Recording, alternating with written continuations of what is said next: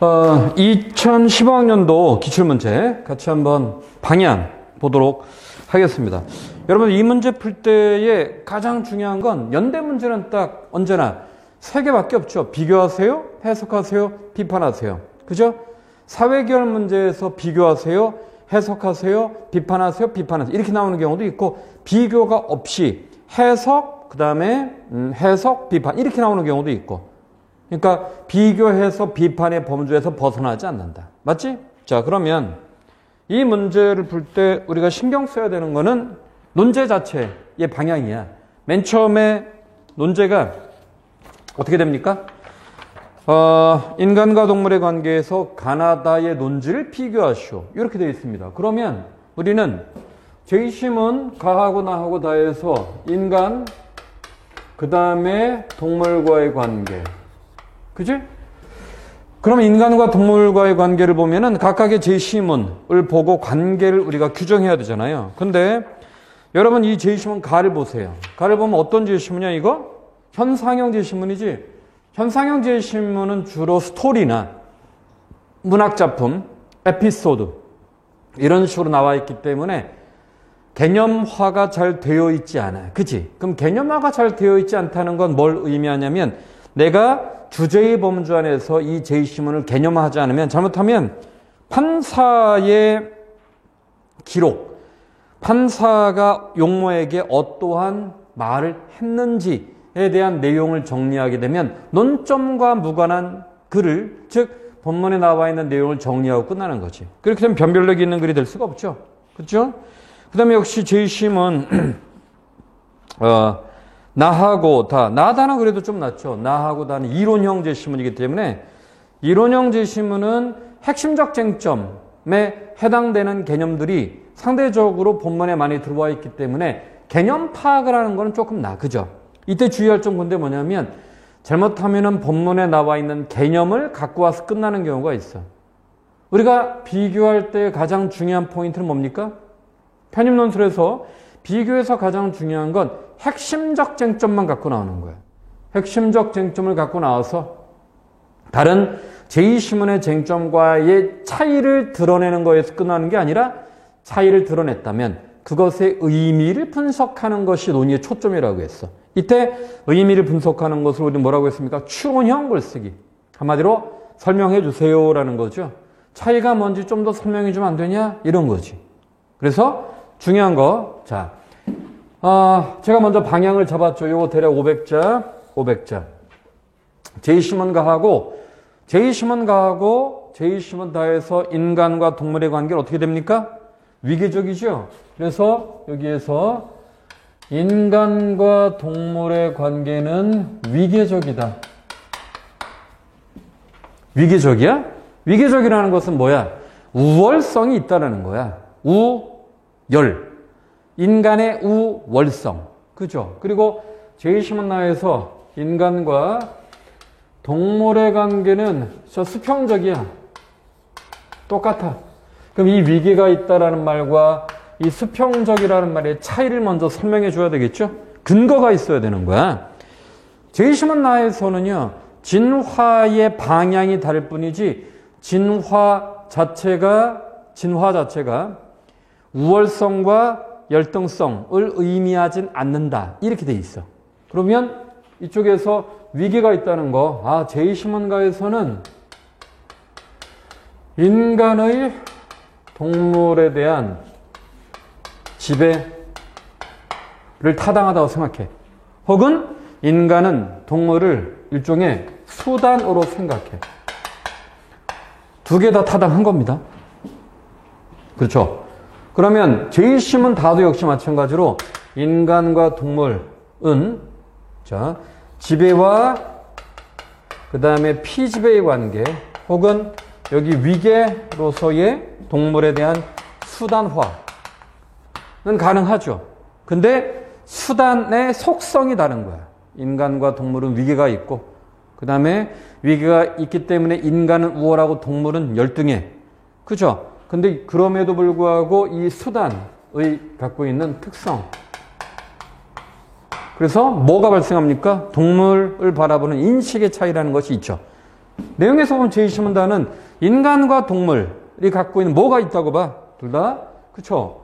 지배와 피지배의 관계는 맞지만 인간과 동물의 공통점이 있다고 봐. 그죠? 논점의 차이가 있어? 공통점이 있기 때문에 동물을 대하는 방식 자체가 곧 인간을 대하는 방식이다. 이때 동물을 대하는 방식. 두 가지가 논의의 초점이야. 공통점이 뭐지? 동물을 대하는 방식, 그걸로 인간을 대한다는 게 뭘 의미할까? 이렇게 들어가는 거죠. 그지?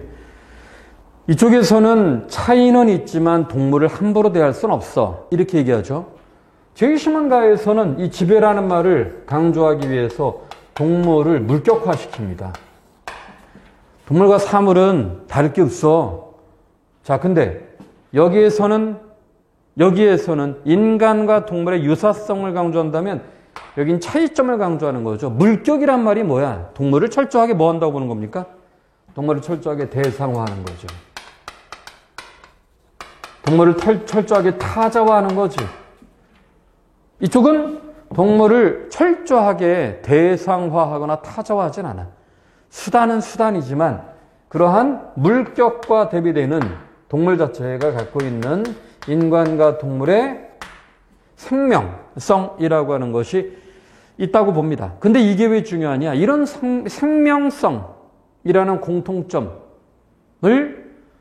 찾아내지 못하면 바로 이 도표의 분석에서 가장 중요한 포인트, 제20문다의 관점에서 이런 동물 실험 자체는 부분적으로 동물 실험 자체는 인정. 그러나 조건이라는 게 있습니다. 즉 제20문다에서는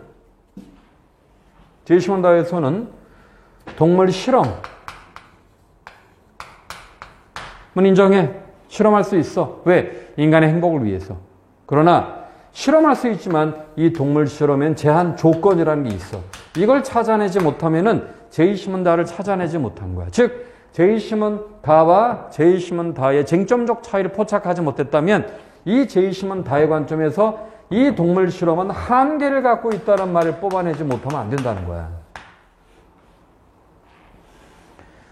아시겠죠? 우리가 제20문 전체를 꼼꼼하게 독해한다고 저는 얘기하지 않았습니다. 그죠? 제20문을 독해할 때 우리가 어떻게 독해하라고 했습니까? 내가 여러분한테 제20문을 독해할 때 우리가 독해의 방향을 얘기할 때 내가 표현했던 말이 있어.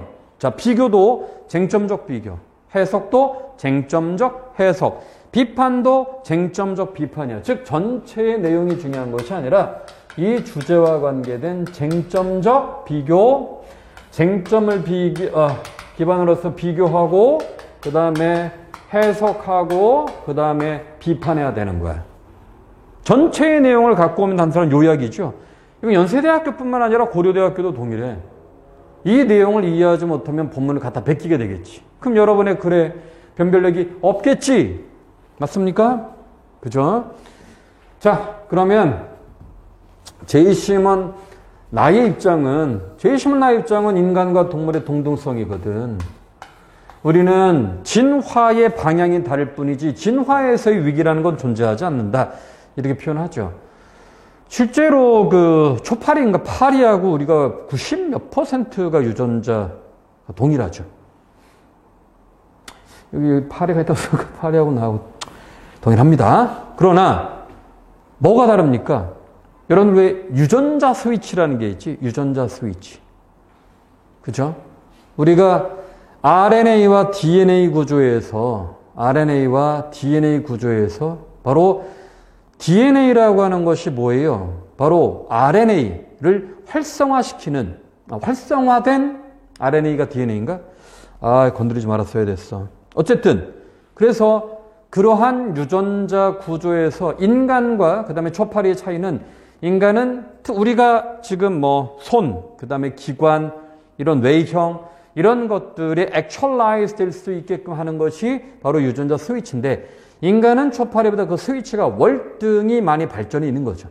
그렇기 때문에 그게 액츄얼라이즈 되는 거야. 그치? 그러니까 결과적으로 인간과 초파리는 유전자로 큰 차이가 없는 거야. 차이가 없는데 차이가 났던 이유는 뭐냐면 그런 유전자를 활성화시키는 스위치가 인간이 훨씬 더 많이 켜져 있기 때문이다. 뭐야? 동등하다는 얘기입니다. 유전자를 기반으로 했을 때. 여기에서 마찬가지죠. 제이시먼 나의 입장에서는 그래서 위계라는 게 있을 수 없어. 그럼 이 위계라는 말은 바로 표1, 표2, 표3하고 연결했어야 돼요, 여러분들은. 표1, 표2, 표3에서의 핵심은 뭡니까? 거기에 그래서 내가 왜 여기에 생명이란 말을 중요하게 여겼냐면, 자, 표1, 표2, 표3은 뭐에 대한 얘기예요? 동물의 사인이야, 사인. 동물이 죽는 이유. 자, 사인이라는 것은 생명을 박탈한다는 거지. 생명이 박탈됐다는 거야. 이런 생명을 박탈시키는 혹은 생명이 박탈되는 이유들이 무엇일까? 지금 표로 넘어가는 겁니다. 자, 보셔요. 표 1. 여러분들 이 도표 해석할 때 표 1과 표 2와 표 3은 분리된 게 아니야. 연결이 돼 있잖아요. 그래서 내가 이렇게 쭉 연결을 해서 표 1, 표 2, 표 3. 뒤로 가면 뒤로 갈수록 표의 특정 부분이 더 구체화되고 있지. 맞습니까? 볼까? 표 1. 표 1에서 동물의 사이는 식용, 어류 10만, 100만, 1000만, 억, 15억 마리야. 연간이죠. 식용이로 겁나 많네. 근데 여기서 중요한 게 있어. 식용이란 말에 정당성이 있죠. 아, 인간의 생존을 위해. 거기다 써보세요. 인간의 생존을 위해. 타당하지. 이렇게 생각하게끔 하겠다는 거야. 타당하지.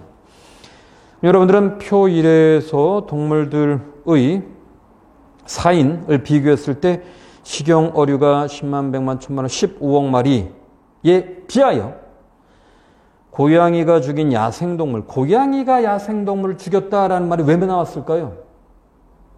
고양이가 야생동물을 죽일 수가 있어. 아이, 포악한 고양이라고. 이게 아니죠. 고양이가 야생동물을 죽였다? 이 말 왜 나와? 자연의 섭리인 거야. 오케이? 이해되시죠?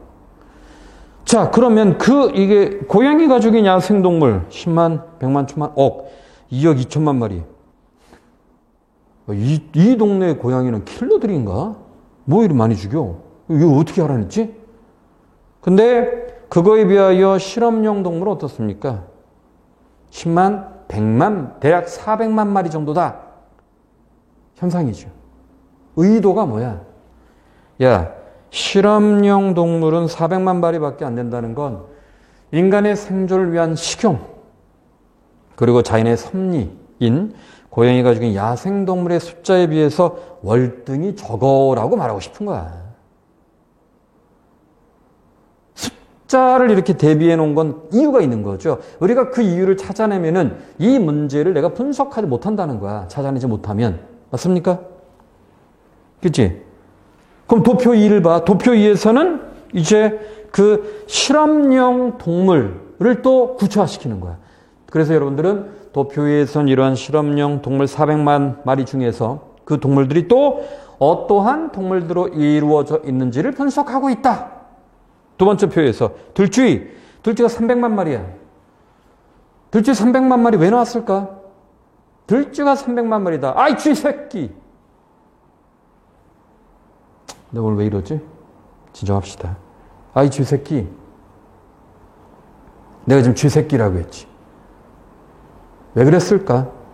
쥐는 어떤 동물입니까? 혐오동물입니다. 혐오동물 혹은 위해동물이라고 하죠. 죽일 수 있지. 이렇게 생각하게 하겠다는 의도가 있는 거야. 생쥐, 들쥐나 생쥐나 같은 쥐계통 있잖아. 생쥐 330만 마리. 물고기, 물고기가 좀 많지만 물고기는 식용 어류에 비하면 거의 뭐, 그죠? 식용 어류에 비하면 50만 마리의 물고기는 이게 수치적으로 봤을 때 아주 부분적인 거야. 새, 뭡니까? 10만, 13만 마리. 그리고 소, 양, 개하고 고양이는 3천 마리밖에 안 돼. 인간이 느끼는 정서적인 공감의 대상으로서의 우리가 반려동물의 아이콘인 개나 고양이 이렇게 적어. 그리고 인간과 가장 유사하다고 생각되는 영장류, 그죠? 뭐 오랑우탄, 침팬지 뭐 이런 거. 그는 2,000마리밖에 안 되네 라고 말하는 거야. 왜? 정당성을 확보하기 위해서. 이 말은 뭡니까?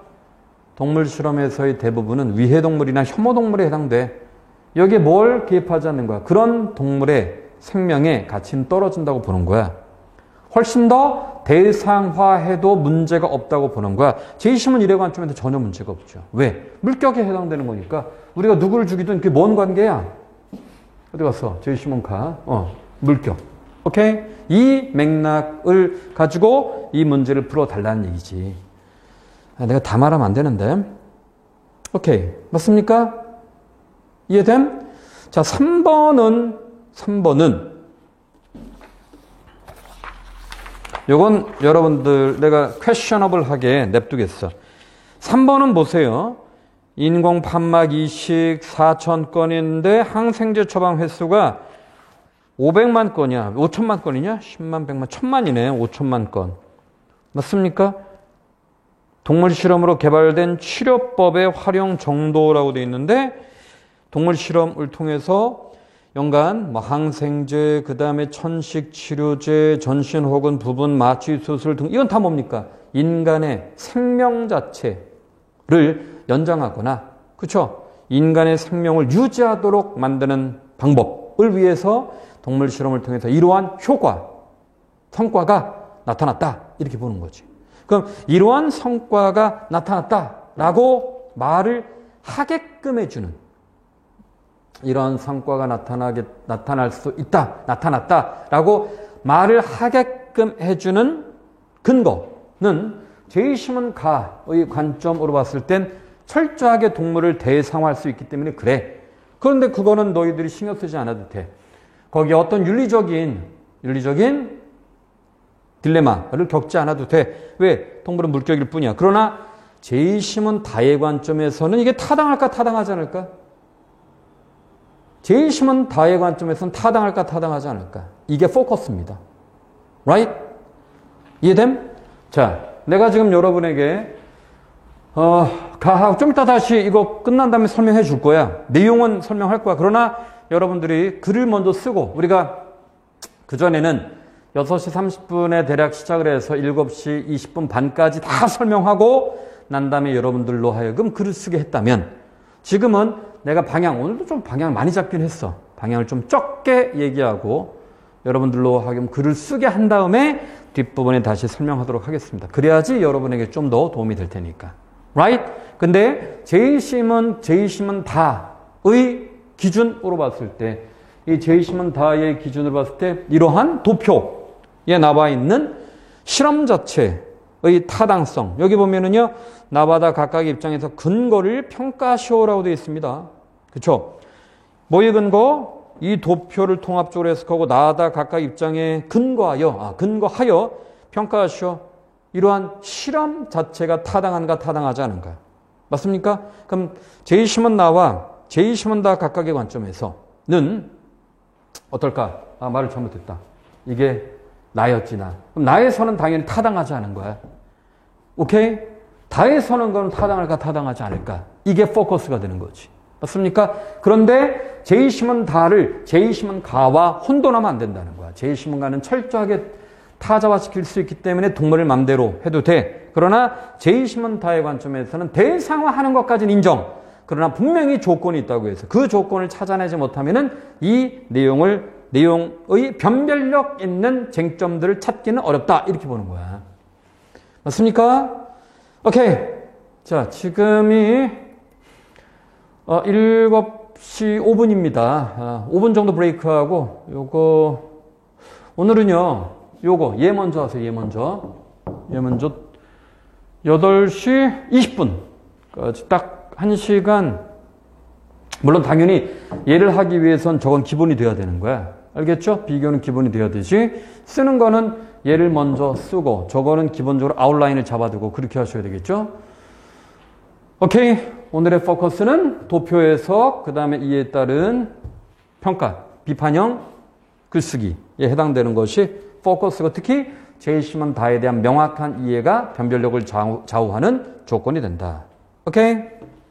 자, 그러면 여러분들 8시 20분까지 글 쓰는 시간 주고 8시 20분에 요거 방금 전에 했던 퀘셔너블한 내용 내가 다시 설명하고 지난 시간 거 다시 리마인드하고 여러분의 글을 공개평가 하도록 하겠습니다. 됐죠? 오케이. 자, 지금부터 시작.